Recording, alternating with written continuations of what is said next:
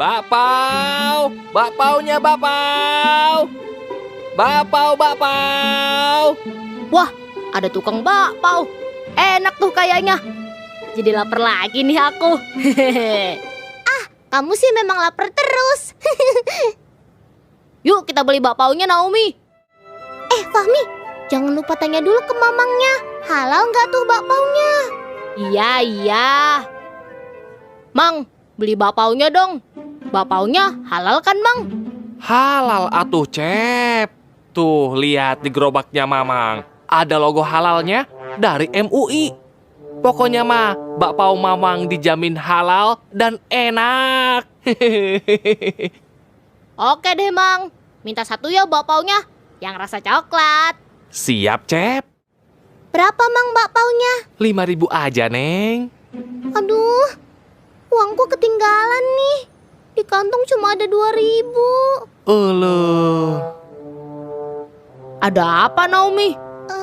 Ini loh, uangku cuma 2.000. Tapi harga bakpaunya 5.000. Kurang uangku. Oh, begitu. Nih, aku pinjamkan 3.000. Tapi besok kamu kembalikan 5.000 ya. Nah, Loh, kok begitu? Memangnya kenapa? Kan aku sudah meminjamkan uangku. Nggak mau kalau begitu. Masa pinjam 3.000 kok harus kembalikan 5.000? eluh, Dek. Udah atuh, jangan ribut di sini. Jadi gak belinya? Assalamualaikum. Waalaikumsalam, Pak Ustadz. Wah, kebetulan ada Pak Ustadz. Loh, memangnya ada apa, Mang? Ini, Tat. Neng Naomi mau beli bakpao. Tapi pas mau bayar, ternyata uangnya teh kurang. Cep Fahmi mau pinjamkan 3.000. Tapi dengan syarat harus dikembalikan 5.000. Neng Naominya teh nggak mau. Astagfirullahalazim. Benar begitu, Fahmi? Iya, Pak Ustadz. Kan lumayan, Fahmi bisa untung. Hehe. Aduh, Fahmi. Tidak boleh seperti itu. Jika kita meminjamkan uang sebesar 3.000, maka yang harus kita terima kembali adalah 3.000. Tidak kurang dan tidak lebih. Tuh Fahmi, tidak boleh seperti itu tahu. Loh, memangnya kenapa, Pak Ustadz? Apabila hutang 3.000 dikembalikan 5.000, maka tambahan 2.000 itu disebut riba. Dalam agama kita, riba itu merupakan hal yang sangat dibenci oleh Allah Subhanahu wa Ta'ala. Waduh, berarti apa yang Fahmi lakukan tadi harus dihindari ya, Pak Ustadz? Betul. Orang yang berhutang berarti dia sedang membutuhkan bantuan kita. Karena itu, kita tidak boleh memberatkannya dengan hutang yang ditambah jumlahnya. Nanti Allah bisa tidak cinta lagi terhadap kita. Astagfirullahaladzim. Hampir saja Allah marah sama Fahmi. Kalau begitu, ini uangnya Naomi. Kamu tidak usah kembalikan. Wah, beneran nih. Nah, kalau itu namanya sedekah. Allah Subhanahu wa Ta'ala sangat suka dengan orang yang bersedekah. Hehe, Fahmi gitu loh. Ya udah, makasih ya Fahmi. Tapi nanti aku tetap kembaliin uang kamu. Karena aku kan cuma pinjam. Nah, biar lebih disukai Allah, gimana kalau Cep Fahmi beli lagi bakpaunya 5? Enak aja.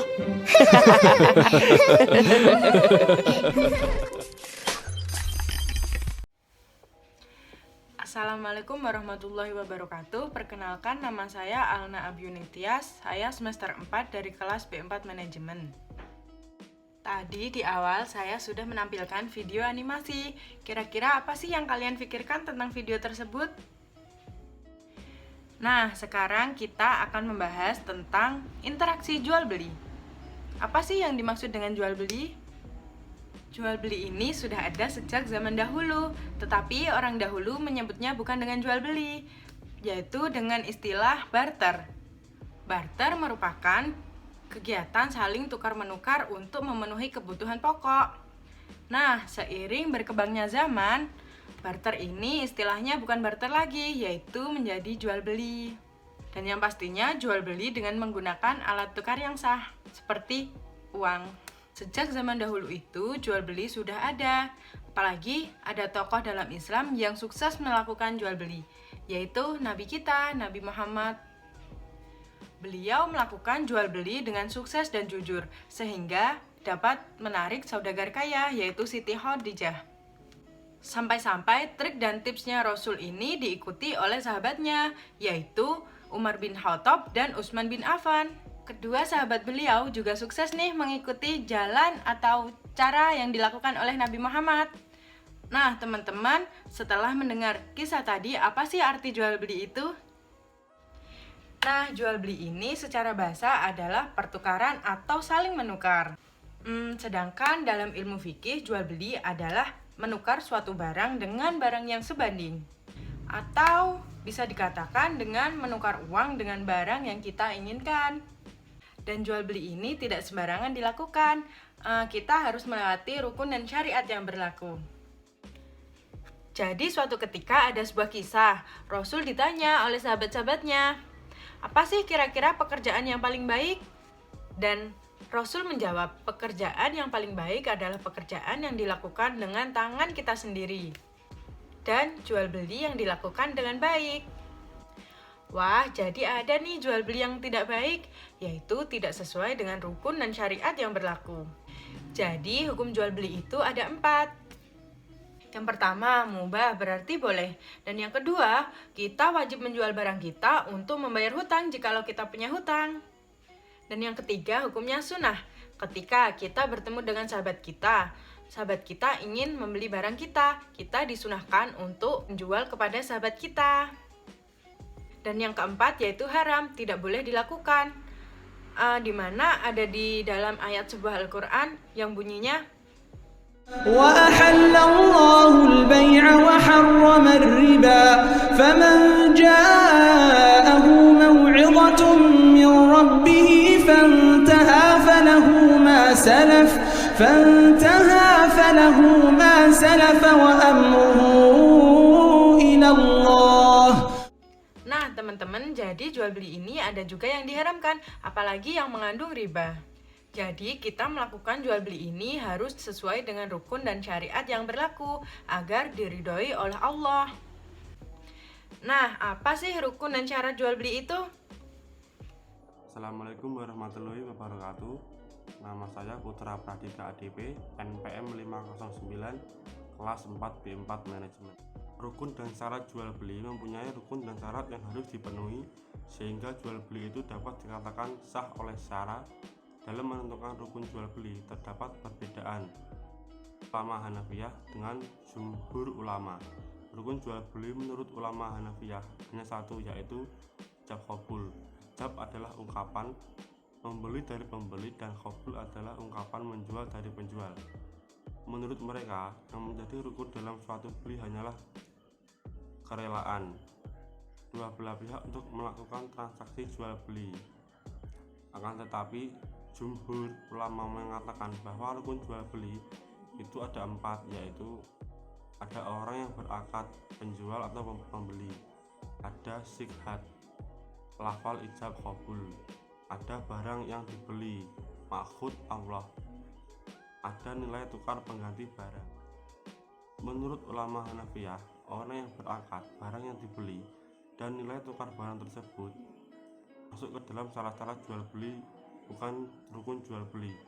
Adapun syarat-syarat jual beli sesuai dengan rukun jual beli dikemukakan ulama atas sebagai berikut.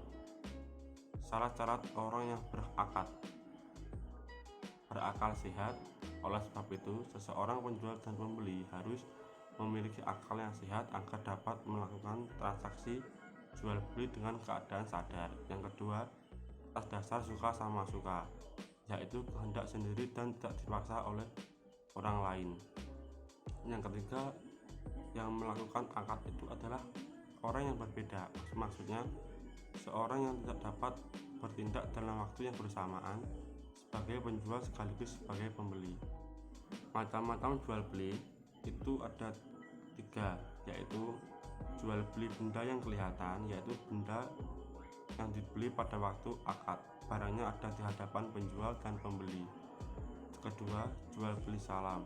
Itu bisa disebut dengan pesanan. Dalam jual beli ini harus disebutkan sifat-sifat barang dan harga, harus dipegang atau di tempat akad berlangsung.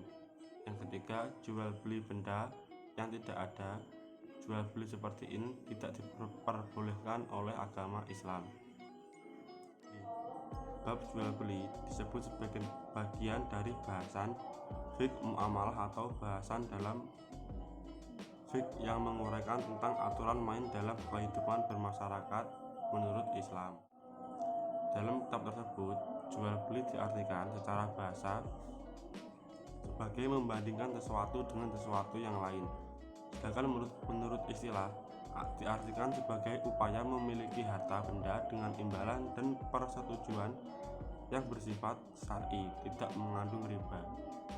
Atau juga diartikan memiliki manfaat atau kegunaan yang langgeng dan boleh dilakukan dengan nilai tukar menukar. Jual beli umum dibagi menjadi tiga, yaitu jual beli barang yang bisa disaksikan. Kedua, jual beli sifat barang atau barang pesanan. Yang ketiga, jual beli barang yang tidak ada dan tidak bisa disaksikan. Cara jual beli yang pertama, disyaratkan barang yang diperjualbelikan harus barang yang suci, bukan barang yang enggak jelas atau najis. Bisa diambil benefitnya, bisa dikuasakan dari penjual ke pembeli dengan menyerahkan barang yang dibelikan.